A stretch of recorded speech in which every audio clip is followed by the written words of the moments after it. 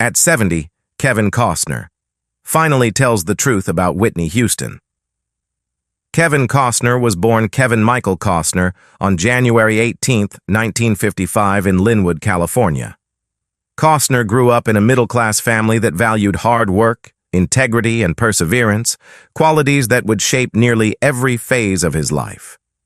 As the youngest of 3 children, he moved frequently throughout California because of his father's job, and these constant relocations helped him develop both resilience and an ability to adapt, traits that would later serve him well in the unpredictable world of Hollywood.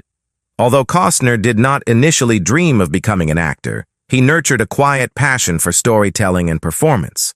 His love of sports, poetry, Western novels, and music enriched his sense of character and place long before he ever stepped in front of a camera. Costner's rise to fame was not instant, but the result of determination and unwavering commitment. After graduating from California State University, Fullerton, where he majored in business, he decided to pursue acting against all odds and without financial security. He worked various odd jobs, including driving trucks and giving factory tours, to support himself while he studied acting and attended auditions. His big breakthrough came in the mid-1980s when films like The Untouchables, 1987, and No Way Out, 1987, showcased his charisma, steady screen presence, and ability to embody quiet strength.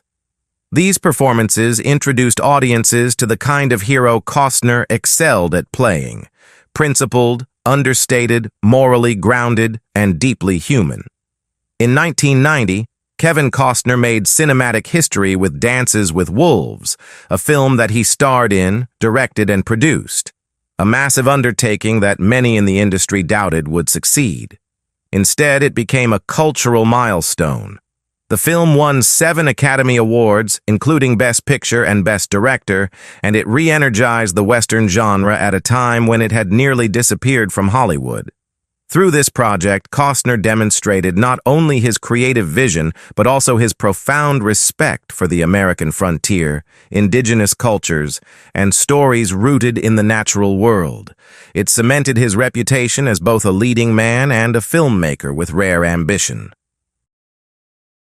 Throughout the 1990s and 2000s, Costner continued to build a diverse and memorable body of work. Films like Field of Dreams, a poetic meditation on family, baseball, and redemption, remains one of the most beloved movies in American cinema. JFK, Robin Hood, Prince of Thieves, The Bodyguard, and Tin Cup further showcased his versatility, whether he was playing historical figures, romantic leads, or flawed athletes searching for meaning. Even when his films took creative risks or faced mixed reception, Costner remained committed to roles that aligned with his values: sincerity, emotional depth, and a profound connection to place and purpose. In more recent years, Costner has experienced a celebrated resurgence through television, most notably with the hit series Yellowstone. As John Dutton, the stoic patriarch defending his family's land and legacy, Costner delivered a performance that reminded audiences why he has remained so beloved for decades. The series introduced him to a new generation of viewers while reaffirming his mastery of the Western frontier archetype, a role that feels almost tailor-made for him. His portrayal combines wisdom, grit, vulnerability, and determination, echoing many of the themes that have defined his career. Kevin Costner is not just a Hollywood icon. He is also a passionate musician who has carved out a unique niche in the world of country rock. As the founder and frontman of the band Kevin Costner and Modern West, he has brought his love of music to audiences far and wide, blending the storytelling heart of country with the energy and grit of rock. Since forming the band, Costner has led them through the creation of 4 albums, each one reflecting a different facet of his artistic sensibility. Their debut album, Untold Truths, 2008, introduced fans to a side of Costner rarely seen on the silver screen, while Turn It On, 2010, showcased a more polished, radio-ready sound. Following this, From Where I Stand, 2011, offered deeply personal lyrics and melodies, and their most ambitious project, Famous for Killing Each Other. Music from and inspired by Hatfields and McCoy's 2012, tied directly to Costner's cinematic storytelling, connecting his musical expression to historical drama in a compelling way. Beyond albums, he has brought his music to life at numerous live events, delivering performances that resonate with both longtime fans and newcomers alike. But Costner's creativity extends far beyond the stage. In 2014 alone, he demonstrated his remarkable versatility by appearing in 5 films spanning a variety of genres, proving once again why he remains one of Hollywood's most enduring and adaptable stars. That year, audiences saw him in the political action thriller Jack Ryan, Shadow Recruit, the suspense-filled espionage drama 3 Days to Kill, the emotionally charged sports drama Draft Day, the heartfelt family drama Black or White, and the captivating documentary The Man Who Saved the World. Each role revealed a different dimension of his skill, from intense action sequences to nuanced emotional performances, confirming that Costner is as dynamic on screen as he is on stage. Over the following years, Costner continued to take on challenging and memorable roles that highlighted his range as an actor. In McFarland, USA, 2015, he inspired audiences as a dedicated high school coach who transforms the lives of his students through track and field. In the critically acclaimed Hidden Figures, 2016, he portrayed a NASA Space Task Group supervisor, embodying both authority and empathy in a pivotal supporting role. In Molly's Game, 2017, he took on the complex character of a clinical psychologist, delivering a subtle yet commanding presence. Costner further embraced his rugged, iconic persona as a Texas Ranger in Highwaymen, 2019, bringing a sense of gravitas and authenticity to the neo-Western tale. In 2020, Costner starred in the neo-Western thriller Let Him Go, a film that not only showcased his enduring star power, but also earned critical acclaim and grossed over $11.6 million, reaffirming his ability to captivate audiences even decades into his career. From music to movies, from heartfelt dramas to action-packed thrillers, Kevin Costner remains a force of creativity and charisma, a true entertainer whose talents span every corner of the arts. In 1975, during his college years at California State University, Fullerton, Kevin Costner's life took a pivotal turn when he began dating fellow student Cindy Silva.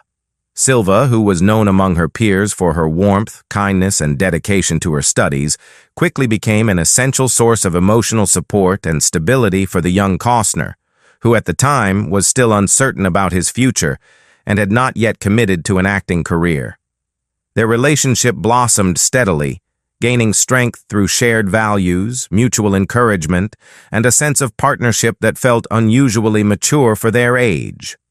After 3 years of growing together, enduring the challenges of young adulthood, and supporting each other's ambitions, Costner and Silva married in 1978, marking the beginning of what would become one of Hollywood's most watched marriages of the 1980s. Throughout their 16-year union, the couple built not only a family, but also an image of wholesome domesticity that contrasted sharply with the chaotic and glamorous lifestyle often associated with rising movie stars. They welcomed their first child, a daughter, in 1984, around the time Costner's career began to gather real momentum. 2 years later, in 1986, they celebrated the birth of their second daughter, further solidifying their identity as a tight-knit family. Their son, born in 1988, completed the family of 5 at a moment when Costner was becoming one of the most recognizable and bankable actors in Hollywood. Despite their outward appearance of stability, the pressures of Costner's rapidly growing fame, combined with long periods spent away on film sets, quietly strained the marriage. In 1994, after 16 years together, The couple divorced amid widespread speculation that Costner had become romantically involved with someone while filming the ambitious and turbulent production of Waterworld. The divorce became one of the most expensive in Hollywood history at the time, with Cindy Silva receiving a settlement estimated at $80 million, equivalent to approximately $153 million in 2024, reflecting both the couple's long marriage and Costner's enormous career earnings. In the years following the divorce, Costner entered a period of romantic unpredictability, marked by several high-profile relationships that kept his personal life in the public eye. He had a brief but notable relationship with Bridget Rooney, a member of the prominent Rooney family and the future wife of billionaire Bill Koch.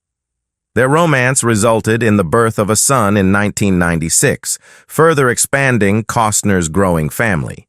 After the relationship ended, Costner dated political activist Birgit Cunningham, whose fiery personality and outspoken nature contrasted sharply with the quieter, more traditional presence of Cindy Silva. That same year, Costner also lived with world-famous supermodel Elle Macpherson, a relationship that was widely covered by the media due to Macpherson's global celebrity and the striking visual pairing of the two. Costner's romantic life finally found long-term stability again on September 25, 2004, when he married Christine Baumgartner, a model and handbag designer who had been his partner for 4 years. The wedding took place at Costner's sprawling ranch in Aspen, Colorado, a property that symbolized both his success and his enduring love for wide-open spaces reminiscent of the American West. With Baumgartner, Costner welcomed 3 more children, 2 sons, born in 2007 and 2009, and a daughter born in 2010. For nearly 2 decades, the couple appeared to enjoy a grounded and private family life, with Baumgartner often accompanying Costner to premieres, events, and award shows.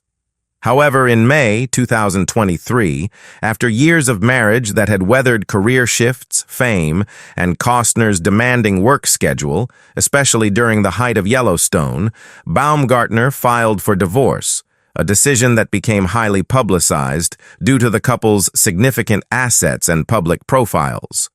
Their divorce was finalized on February 20, 2024, formally ending their 19-year marriage and closing yet another chapter in Costner's long and eventful personal life. When Kevin Costner speaks about Whitney Houston, especially now at age 70, his voice carries a weight that only time, loss, and hindsight can give. For years, fans speculated about the depth of their bond, the emotional connection they shared during the making of The Bodyguard, and what Costner really felt about the young superstar, whose life and talent were both brilliant and tragic.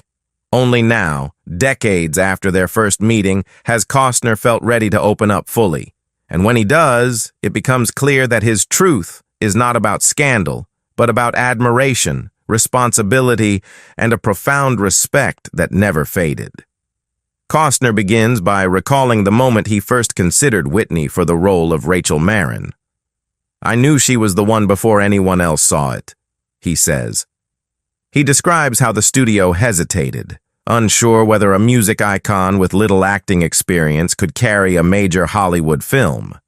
Costner, however, remained unshakably confident. "She had something you can't teach, presence. You look at her, and the room disappears." He insisted on her, fought for her, and would not back down. He also reveals that Whitney was deeply nervous on set during the earliest days of filming. Her perfectionism, he says, surprised him.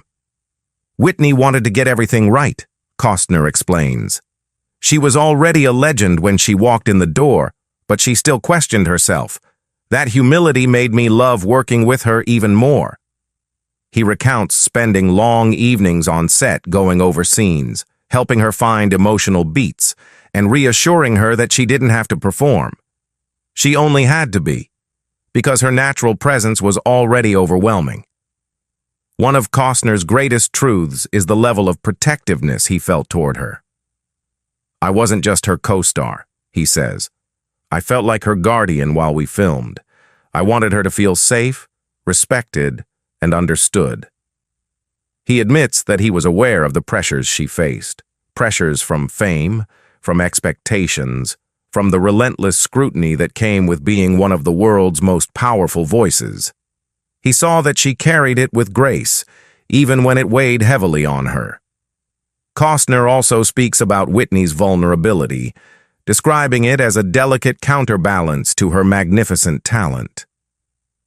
People saw the diva, the superstar, the voice that could lift a stadium off the ground, he reflects. But behind all that was someone who wanted to be loved for who she truly was, not just for what she could do.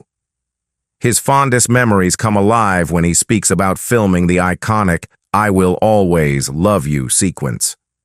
The first time she sang it on set, we all knew history was happening. There was no question. It was like witnessing lightning in slow motion. Costner says that Whitney worried whether she had chosen the right key, the right phrasing, the right emotional tone, but when she opened her mouth, the world shifted. She didn't just sing the song, she claimed it forever. At 70, Costner admits that Whitney's death still haunts him. "I wish she had known how loved she truly was," he says quietly.